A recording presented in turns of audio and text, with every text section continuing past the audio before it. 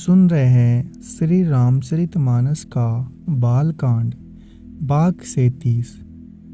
बार बार विश्वामित्र जी के चरण कमलों में सिर नवाकर राजा कहते हैं, हे मुनिराज, यह सब सुख आपके ही कृपा कटाक्ष का प्रसाद है। राजा दशरथ जी जनक जी के स्नेह, शील, करनी और ऐश्वर्य की सब प्रकार से सराहना करते हैं। प्रतिदिन उठकर अयोध्या नरेश विदा मांगते हैं, पर जनक जी उन्हें प्रेम से रख लेते हैं। आदर नित्य नया बढ़ता जाता है। प्रतिदिन हजारों प्रकार से मेहमानी होती है। नगर में नित्य नया आनंद और उत्साह रहता है। दशरथ जी जाना किसी को नहीं सुहाता। इस प्रकार बहुत दिन बीत गए, मानो बराती स्नेह की रस्सी से बंध गए हो। तब विश्वामित्र जी और सतानंद जी ने जाकर राजा जनक को समझा कर कहा, यद्यपि आप स्नेह नहीं छोड़ सकते, तो भी अब दशरथ जी को आज्ञा दीजिए। हे नाथ, बहुत अच्छा कहकर जनक जी को मंत्रियों को बुलाया। वे आए और जय जीव कहकर उन्होंने मस्तक नवाया। जनक जी ने कहा, अयोध्या नाथ चलना चाहते हैं, भीतर खबर कर दो। यह सुनकर मंत्री, ब्राह्मण, सभासद और राजा जनक भी प्रेम के बस में हो गए। जनकपुर वासियों ने सुना कि बारात जाएगी, तब वे व्याकुल होकर एक दूसरे से बात पूछने लगे। जाना सत्य है, यह सुनकर सब ऐसे उदास हो गए, मानो संध्या के समय कमल सकुचा गए हो। आते समय जहाँ जहाँ बाराती ठहरे थे, वहाँ वहाँ बहुत प्रकार का सीता भेजा गया। अनेकों प्रकार के मेवे, पकवान और भोजन की सामग्री जो बखानी नहीं जा सकती, अनगिनत बेलों कहारों पर भर भर कर भेजी गई। साथ ही जनक जी ने अनेकों सुंदर पलंगे भेजी। 1,00,000 घोड़े और 25,000 रथ सब नग से शिखा तक सजाए गए। 10,000 सजे हुए मतवाले हाथी देखकर चारों दिशाओं के हाथी भी लजा जाते हैं। गाड़ियों में भर भर कर सोना, वस्त्र और रत्न और बेस, गाय और भी नाना प्रकार की चीजें दी। इस प्रकार जनक जी ने फिर से अपरिमित दहेज दिया, जो कहा नहीं जा सकता और जिसे देखकर लोकपालों के लोगों की संपदा भी थोड़ी जान पड़ती थी। इस प्रकार सब सामान सजाकर राजा जनक ने अयोध्यापुरी को भेज दिया। बारात चलेगी, यह सुनते ही सब रानियां ऐसे विकल हो गई, मानो थोड़े जल में मछलियां चटपटा रही हो। वे बार बार सीता जी को गोद कर लेती है और आशीर्वाद देकर सिखावन देती है, तुम सदा अपने पति की प्यारी हो, तुम्हारा सुहाग अचल हो, हमारी यही आशीष है। सास ससुर और गुरु की सेवा करना, पति का रुख देखकर उसकी आज्ञा का पालन करना, सयानी सखिया अत्यंत स्नेह के बस कोमल वाणी से स्त्रियों के धर्म सिखाती है। आदर के साथ सब पुत्रियों को समझाकर रानियों ने बार बार उन्हें हृदय से लगाया। माताएं फिर बैठती और कहती है कि ब्रह्मा ने स्त्री जाति को क्यों रचा। उसी समय सूर्य वंश के पताका स्वरूप श्री राम जी भाइयों सहित प्रसन्न होकर विदा कराने के लिए जनक जी के महल को चले। स्वभाव से ही सुंदर चारों भाइयों को देखने के लिए नगर के स्त्री पुरुष दौड़े। कोई कहता है, आजा, ये जाना चाहते हैं, विदेहने के विदाई का सब सामान तैयार कर लिया है। राजा के चारों पुत्र इन प्यारे मेहमानों के रूप को नेत्र भर कर देख लो। हे सयानी, कौन जाने किस पुण्य से विधाता ने इन्हें यहाँ लाकर हमारे नेत्रों का अतिथि किया है। मरने वाला जिस तरह अमृत पा जाए, जन्म का भूखा कल्प वृक्ष पा जाए और नरक में रहने वाला जीव जैसे भगवान के परम पद को प्राप्त हो जाए, हमारे लिए इनके दर्शन वैसे ही है। श्री राम जी की शोभा को निरख कर हृदय में धर लो और अपने मन को साफ और इनकी मूर्ति को मणि बना लो। इस प्रकार सबको नेत्रों का फल देते हुए सब राजकुमार राजमहल में गए। रूप के समुद्र सब भाइयों को देखकर सारा रनिवास हर्षित हो उठा। सासुएं महान प्रसन्न मन से नीचावर और आरती करती है। श्री राम जी की छवि देखकर वे प्रेम में अत्यंत मग्न हो गई और प्रेम के विशेष बस होकर बार बार चरणों में चलने लगी। हृदय में प्रीति छा गई, इससे लज्जा नहीं रह गई। उनके स्वाभाविक स्नेह का वर्णन किस तरह किया जा सकता है। उन्होंने भाइयों सहित श्री राम जी को उपटन करके स्नान कराया और बड़े प्रेम से सटरस भोजन कराया। सुअवसर जानकर श्री राम जी सील, स्नेह और संकोच भरी वाणी में बोले, महाराज अयोध्यापुरी को चलना चाहते हैं। उन्होंने हमें विदा होने के लिए यहाँ भेजा है। हे माता, प्रसन्न मन से आज्ञा दीजिए और हमें अपने बालक जानकर सदा स्नेह बनाए रखिए। इन वचनों को सुनते ही रनिवास उदास हो गया। सासुएं प्रेम बस बोल नहीं सकती। उन्होंने सब कुमारियों को हृदय से लगा लिया और उनके पतियों को सौंपकर बहुत विनती की। विनती करके उन्होंने सीता जी को श्री राम जी को समर्पित किया और हाथ जोड़कर बार बार कहा, हे तात, हे सुजान, मैं बलि जाती हूँ। तुमको सबकी गति मालूम है। परिवार को, पुरवासियों को, मुझको और राजा को सीता प्राणों के समान प्यारी है, ऐसा जानिए। हे तुलसी के स्वामी, इसके सील और स्नेह को देखकर इसे अपनी दासी करके मानिएगा।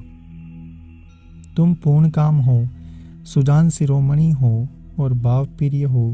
हे राम, तुम भक्तों के गुणों को ग्रहण करने वाले, दोषों को नाश करने वाले, दया के धाम हो। ऐसा कहकर रानी चरणों को पकड़कर चुप हो गई, मानो उनकी वाणी प्रेम रूपी दलदल में समा गई हो।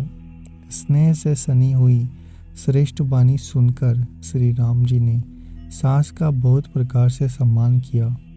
तब श्री राम जी ने हाथ जोड़कर विदा मांगते हुए बार बार प्रणाम किया। आशीर्वाद पाकर फिर सिर नवाकर भाइयों सहित श्री रघुनाथ जी चले। श्री राम जी की सुंदर मधुर मूर्ति को हृदय में लाकर सब रानियां स्नेह से शीतल हो गई। फिर धीरज धारण करके कुमारियों को बुलाकर माताएं बार बार उन्हें बैठने लगी। पुत्रियों को पहुंचाती है, फिर लौटा कर मिलती है। परस्पर में कुछ थोड़ी प्रीति नहीं बढ़ी। बार बार मिलती हुई माताओं को सखियों ने अलग कर दिया, जैसे हाल की ब्याई हुई गाय को कोई उसके बालक बछड़े से अलग कर दे। सब स्त्री पुरुष सखियों सहित सारा रनिवास प्रेम के विशेष बस हो रहा है। ऐसा लगता है मानो जनकपुर में करुणा और विरह ने डेरा डाल दिया हो। जानकी जी ने जिनका तोता और मैना को पाल पोस कर बड़ा किया था और सोने के पिंजरों में रखकर पढ़ाया था, वे व्याकुल होकर कह रहे हैं, वैदेही कहाँ है। उनके ऐसे वचनों को सुनकर धीरज किसी को त्यागे नहीं थकता। जब पक्षी और पशु तक इस तरह विकल हो गए, तब मनुष्यों की दशा कैसे कही जा सकती है। तब भाई सहित जनक जी बाहर आए। प्रेम से उमड़कर उनके नेत्रों में जल भराया। वे परम वैराग्यवान कहलाते थे, पर सीता जी को देखकर उनका भी धीरज भाग गया। राजा ने जानकी जी को हृदय से लगाया। ज्ञान की महान मर्यादा मिट गई। सब बुद्धिमान मंत्री उन्हें समझाते हैं। तब राजा ने विषाद करने का समय न जानकर विचार किया। बारंबार पुत्री को हृदय से लगाकर सुंदर सजी हुई पालकियों मंगवाई। सारा परिवार प्रेम में विवश है। राजा ने सुंदर मुहूर्त जानकर सिद्धि सहित गणेश जी का स्मरण करके कन्याओं को पाल कर पालकियों पर चढ़ाया। राजा ने पुत्रियों को बहुत प्रकार से समझाया और उन्हें स्त्रियों का धर्म और कुल की रीति सिखाई। बहुत से दासी दास दिए जो सीता जी के प्यारे और विश्वास पात्र सेवक थे। सीता जी के चलते समय जनकपुर वासी व्याकुल हो गए। मंगल की राशि, शुभ शकुन हो रहे हैं। ब्राह्मण और मंत्रियों के समाज सहित राजा जनक जी उन्हें पहचानने के लिए साथ चले। समय देखकर बाजे बजने लगे। बारातियों ने रथ, हाथी, घोड़े सजाए। दशरथ जी ने सब ब्राह्मणों को बुला लिया और उन्हें दान और सम्मान से परिपूर्ण कर दिया। उनके चरण कमलों की धूलि सिर पर रखकर आशीष पाकर राजा आनंदित हुए और गणेश जी का स्मरण करके उन्होंने प्रस्थान किया। मंगलों के मूल अनेकों शकुन हुए। देवता हर्षित होकर फूल बरसा रहे हैं और अप्सराएं गान कर रही है। अवधपति दशरथ जी नगाड़े बजाकर आनंद पूर्वक अयोध्यापुरी को चले। राजा दशरथ जी ने विनती करके प्रतिष्ठित जनों को लौटाया। आदर के साथ सब मंगनों को बुलवाया। उनको गहने, कपड़े, घोड़े, हाथी दिए और प्रेम से पुष्ट करके सबको संपन्न और बलयुक्त कर दिया। वे सब बारंबार कुल कीर्ति बखान कर श्री राम जी को हृदय में रखकर लौटे। कौशलाधीश दशरथ जी बार बार लौटने को कहते हैं, परंतु जनक जी प्रेम बस लौटना नहीं चाहते। दशरथ जी ने फिर सुहावने वचन कहे, हे राजन, बहुत दूर आ गए, अब लौटिए। फिर राजा दशरथ जी रथ से उतरकर खड़े हो गए। उनके नेत्रों में प्रेम का प्रवाह बढ़ आया। तब जनक जी हाथ जोड़कर मानो स्नेह रूपी अमृत में डुबोकर वचन बोले, मैं किस तरह बनाकर विनती करूं? हे महाराज, आपने मुझे बड़ी बड़ाई दी है। अयोध्यानाथ दशरथ जी ने अपने स्वजन समधि का सब प्रकार से समाज में सम्मान किया। उनके आपस के मिलने में अत्यंत विनती थी, इतनी प्रीति थी जो हृदय में समाती ना थी। जनक जी ने मुनि मंडली को सिर नवाया और सभी से आशीर्वाद पाया। फिर आदर के साथ वे रूप, शील, गुणों के निदान सब भाइयों से, अपने दामादों से मिले और सुंदर कमल के समान हाथों को जोड़कर ऐसे वचन बोले जो मानो प्रेम से ही जन्मे हो। हे राम जी, मैं किस प्रकार आपकी प्रशंसा करूं? आप मुनियों और महादेव जी के मन रूपी मानसरोवर के हंस है। योगी लोग जिनके लाभ के लिए क्रोध, मोह, ममता और मद को त्याग कर योग साधन करते हैं, जो सर्वव्यापक ब्रह्म, अव्यक्त, अविनाशी, चिद आनंद, निर्गुण और गुणों की राशि है, जिनको मन सहित वाणी नहीं जानती और सब जिनका अनुमान ही करते हैं, कोई तर्कना नहीं कर सकते, जिनकी महिमा को वेद नेति कहकर वर्णन करता है और जो तीनों कालों में एक रस रहते हैं, वे ही समस्त सुखों के मूल आप मेरे नेत्रों के विषय हुए। ईश्वर के अनुकूल होने पर जगत में जीव को सब लाभ ही लाभ है।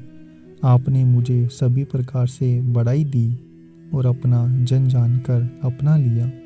यदि 10,000 सरस्वती और 600 और करोड़ों कल्पों तक गणना करते रहे तो भी है रघुनाथ जी, सुनिए, मेरे सौभाग्य और आपके गुणों की कथा कहकर समाप्त नहीं की जा सकती। मैं जो कुछ कह रहा हूँ वह अपने इस एक ही बल पर कि आप अत्यंत थोड़े प्रेम से प्रसन्न हो जाते हैं। मैं बार बार हाथ जोड़कर यह मांगता हूँ कि मेरा मन भूलकर भी आपके चरणों को ना छूटे। जनक जी के श्रेष्ठ वचनों को सुनकर जो मानो प्रेम से पुष्ट किए हुए थे, पूर्ण काम श्री राम जी संतुष्ट हुए। उन्होंने सुंदर विनती करके पिता दशरथ जी, गुरु विश्वामित्र जी और कुल गुरु वशिष्ठ जी के समान जानकर ससुर जनक जी का सम्मान किया। फिर जनक जी ने भरत जी से विनती की और प्रेम के साथ मिलकर फिर उन्हें आशीर्वाद दिया। फिर राजा ने लक्ष्मण जी और शत्रुघ्न जी से मिलकर उन्हें आशीर्वाद दिया। वे परस्पर प्रेम के बस होकर बार बार आपस में सिर नवाने लगे। जनक जी की बार बार विनती और बड़ाई करके श्री रघुनाथ जी सब भाइयों के साथ चले। जनक जी ने जाकर विश्वामित्र के चरण पकड़ लिए और उनके चरणों की रज को सिर और नेत्रों में लगाया। उन्होंने कहा, हे मुनीश्वर, सुनिए, आपके सुंदर दर्शन से कुछ भी दुर्लभ नहीं है। मेरे मन में ऐसा विश्वास है जो सुख और सुयश लोकपाल चाहते हैं, परंतु जिसका मनोरथ करते हुए सकुचाते हैं, हे स्वामी, वही सुख और सुयश मुझे सुलभ हो गया। सारी सिद्धियाँ आपके दर्शनों की अनुगामिनी अर्थात पीछे पीछे चलने वाली है। इस प्रकार बार बार विनती की और सिर नवाकर तथा उनसे आशीर्वाद पाकर राजा जनक लौटे। अगर आपको हमारा यह प्रयास अच्छा लग रहा है तो चैनल को सब्सक्राइब करें, वीडियो को लाइक और शेयर करना ना भूलें। आप सुन रहे हैं श्री रामचरितमानस का बालकांड भाग 37। बार बार विश्वामित्र जी के चरण कमलों में